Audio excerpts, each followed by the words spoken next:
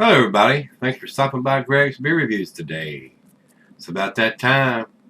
Let's go take that walk and see what's in the fridge today.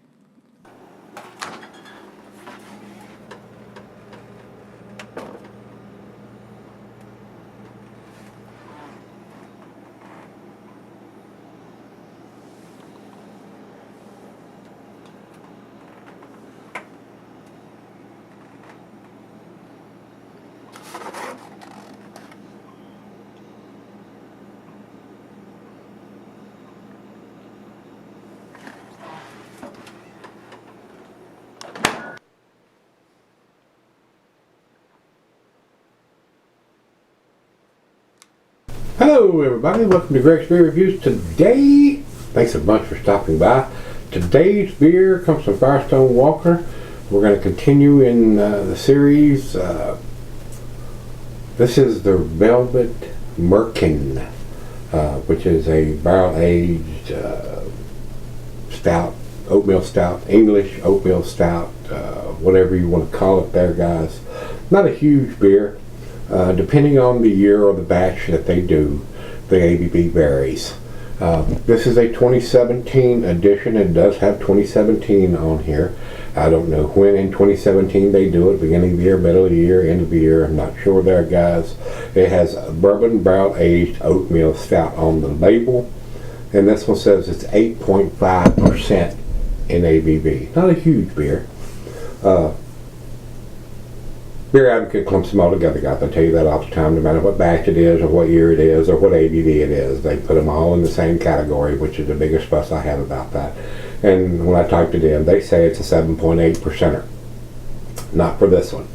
So they're wrong. So, biggest fuss I got about them, that they don't break it up into categories as far as batches or years, where Untapped does most of the time. And Untapped has the 2017 listed here at 8.5%, 17 IBUs, and they say it's an Imperial Stout double oatmeal. Velvet Merkin is a beer that almost wasn't. Indeed, this vintage oatmeal stout's comical, or is it scandalous? Name went off the grid for several years, but now it's back due to popular demand. Velvet Merkin is aged for a full year in retired spirit barrels from Heaven Hill. So they're aging this beer for an entire year in those barrels. So it should have big bourbon notes on it, guys. Which were reserve and others. So they're using different barrels on it. They're blending them from different barrels. They use different barrels for different years. I'm not sure there, guys. Yet manages to offer mind-boggling balance and restraint. You will wig out when you taste Velvet Merkin's rich milk, chocolate, bourbon, and espresso flavors, preceded by aromas of vanilla, coconut, toasted oak, and mocha. So this was sent to me by my brother Rico, and I've had it for a little while. He probably sent it to me in 2017, so it's 2019, not knowing when in the year they do it. We're going to say it's approximately 2 years old. So with that being said, I have reviewed this beer before. I didn't go back and look at what year it was or when I did it. I'm going to review this beer like I've never had it before, guys. So, Rico, thanks again, my brother, and like I tell you all the time, they put it in these little fancy printed up cardboard boxes. This used to be done in a 22-ounce bomber. Now they realize they can put it in a 12-ounce bottle and charge the same price. Yeah, that's how it works. Yeah. So, a lot of these beers, especially in the 8.5% Imperial Stouts, are done in 4-packs, guys. Even the bourbon and barrel versions of it. But they realize they can sell it one at a time and charge you an outrageous price.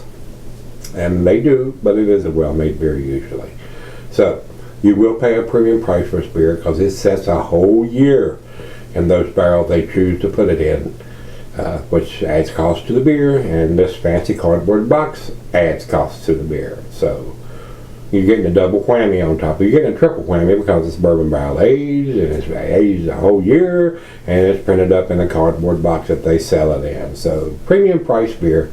So if you like this style of beer, this would probably be a good one, and we're going to find out what I think about this one right now. So let's do it. Let's get it open, get it into the glass. Final beer of the evening for me. Nice hiss, a little bit of smoke, and being an 8.5%er, I don't know how much carbonation we're going to have. It's not like it's an 11, 12, 15%er. it may pour a monster head. We went straight down the center on this one. Not too bad. Good looking beer. About a finger of khaki colored head on this one. Not super dark brown, but off-white. Got some bigger bubbles on the side from that aggressive pour and some bigger bubbles down there, but it has some creamy notes around the outside of the glass. Pretty dark on this part of it, but I can see some light through here. It's got some red ruby tinges, mahogany color on the thin part, so it's not quite as dark as a lot of stouts are, guys. A little bit thinner in the appearance to me. So let's get it to the nose. Definitely getting the bourbon barrel aged version, a whole year in the barrel. I was expecting it to be off the chain, but it's not. But it's there. I can smell it. Rich roasted malt, hints of molasses, bittersweet chocolate, maybe a little caramel toffee, maybe be some dark fruit in there as it comes up to room temperature, which I cannot smell right now. But the barrel notes are there, but they're not off the chain. I was expecting a little bit heavier barrel notes on it and bourbon notes on it than what I'm getting, but that may also get more intense as it comes up to room temperature. A lot of times it does. Once I flap my gums for a couple of minutes and take a swig or two, it gets more intense on the second one than it was the first one. So as it comes up, acclimates to room temperature and opens up, sometimes you'll get a lot more of those notes than you can right out of the fridge. Poured it into the glass and I'm smelling it and not getting a lot of that. So even now it's starting to get more intense, and it's only been a minute or so. Smells pretty good. The head is basically dissipated, and we're in real tight bubbles. A very creamy looking head was left on there, about 1/8 of a quarter of an inch left. To the nose. Smells good. Let's dive in. Cheers, everybody. Cheers, Rico.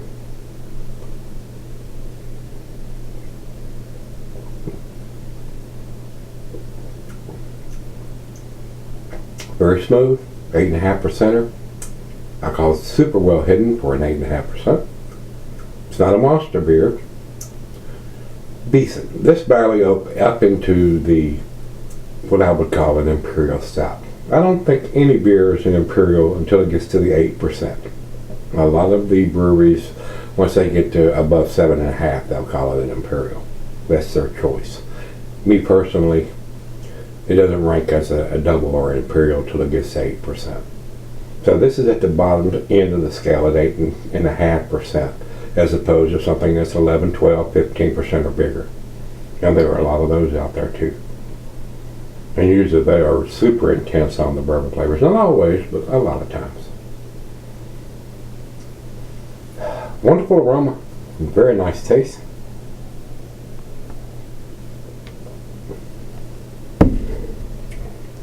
I think it's a little thin on the taste, but it's very easy drinking to add to that. So, and that may have an effect on the malt they've used and several other things. That's why it's not pitch black all the way to the bottom of the glass. I'm seeing some red ruby tinges and some light coming through the glass on the very bottom. Looks more like a barrel-aged imperial porter than a stout to me, with the light that I'm getting on the bottom end of the glass there. But they can call it whatever they want. They can call it a stout, they can call it a porter. It's up to them to tell you what they want to call it. So, very tasty beer. So let's let this come up to room temperature, sip on it for a little bit, and we'll come back and give it a grade. Yeah! Alright guys, I'm back. Got just a little left here. Not much lacing, a little bit left on the glass. I looked at the bottle when I come back, and it does have a stamp on it here right above the label, which I could not see with the beer in it. It says 08/21 of 17. So not quite 2 years old, but pretty close. We're at the end of July here in 2019, so it's about a month away from, 3 weeks away from being 2 years in the bottle. Decent beer. It's not world class or outstanding. For a whole year left in the barrels, no matter which barrel it was, The bourbon notes are there, but they're not outstanding. I've had much better bourbon barrel aged stouts than this, and much darker, thicker, full-bodied beers. This is not a full-bodied beer to me. It's medium. So I don't think it's an A+ beer, guys. I'll be straight up honest with you. It is a tasty beer. It is a well-made beer, but I am sure it is a pricey beer to go along with that. You could probably buy a better beer than this for the price and get something a little tastier, which is a little disappointing to me. Like I said, I do think it's a well-made beer, and it does have the stamp on it telling us it's a 2017 on the label, and the bottled on date above that, which you cannot see with the beer in the bottle. So they need to go to a yellow or blue or a white or something more visible than a dark black ink on a dark brown bottle with a dark beer in it, which you cannot see when the beer is in there. So I think they need to change that, and they're a big brewery and they can do that, but they choose not to. So I choose not to give them a better grade. It's my prerogative. It's my beer review. I can say what I want to say, but it is a well-made beer. I'm not going to take that away from them. But I think they add a lot of stuff to it with the packaging that adds cost to the beer, which is unnecessary to me.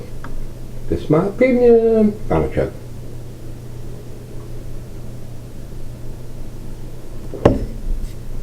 To me, it's a little thinner, a little watery, a little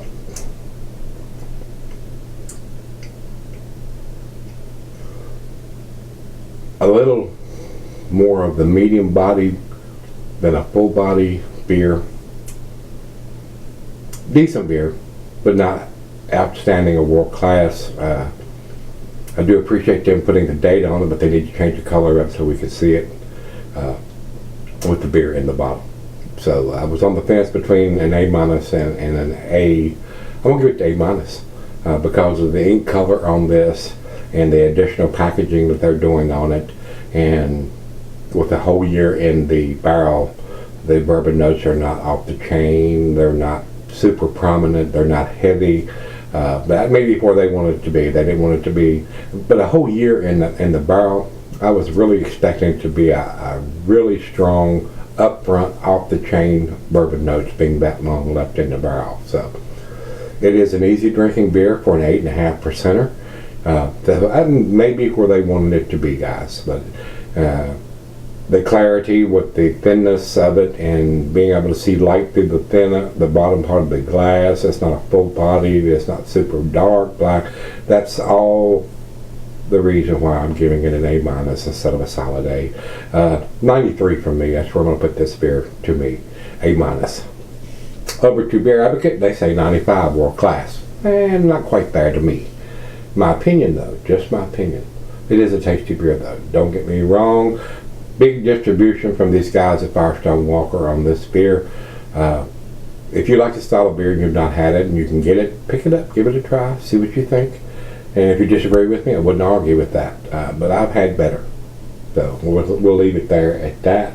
Over to Untappd, they have it at 4.19, which is also in their A- range as far as I'm concerned. So I agree more with them, and they have the date 2017 listed for this and the right ABV. So A- for me, guys. So if you've had the 2017 Velvet Merkin, let me know what you think. 10 years ago, I may have gave this a 10 beer, guys.